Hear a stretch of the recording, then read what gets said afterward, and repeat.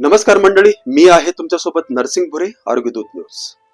आज पाचोरा शहरासाठी दिलासादायक बातमी आहे, कारण मोबाईल चोरीसारख्या घटनांमध्ये नागरिक त्रस्त असताना पाचोरा पोलिसांनी अवघ्या 12 तासात आरोपीला अटक करून चोरीचे मोबाईल हस्तगत केले आहेत।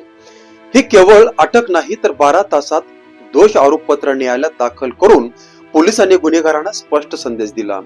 मित्रांनो, दिनांक 18 जानेवारी 2026 रोजी दुपारी 3:30 वाजेच्या सुमारास पाचोरा येथील कृष्णापुरी भागात वास्तव्यात असलेले किशोर आनंदराव नरेराव हे त्यांच्या चारचाकी गाडीत मोबाईल चार्जिंगला लावलेले असताना अज्ञात चोरट्यांनी संधी साधून मोबाईल चोरी करून नेला।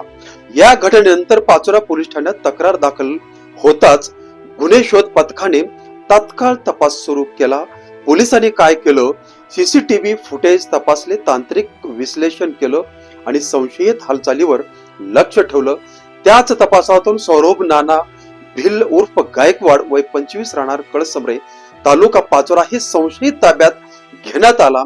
चौकशीत त्याने पाचोऱ्यात मोबाईल चोरी केल्याची कबुली दिली आणि पहूर पोलीस ठाणे हद्दीतही अशी चोरी केल्याचं उघड झालं।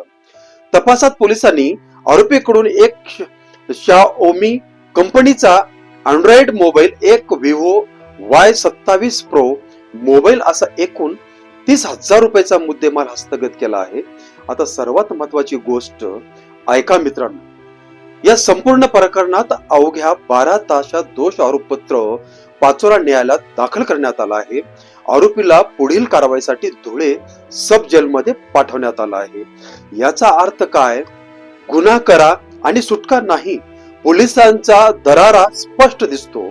मित्रांनो, ही कामगिरी निश्चित पाचोरा पोलिसांच्या कार्यक्षमतेचे उदाहरण आहे। पोलीस अधीक्षक महेश्वर रेड्डी, अप्पर पोलीस अधीक्षक श्रीमती कविता नेरकर, उपविभागीय पोलीस अधिकारी बापू रोहम यांच्या मार्गदर्शनाखाली पोलीस निरीक्षक राहुल कुमार पवार यांच्या नेतृत्वात police head constable Rahul Kashinath Simpy, Ashok हटकर, गणेश पाटील, शरद पाटील, संदीप भोई या सर्व पोलीस कर्मचाऱ्यांनी ही उत्कृष्ट कामगिरी पार पाडली आहे। पाचोरा पोलिसांचं मनापासून अभिनंदन।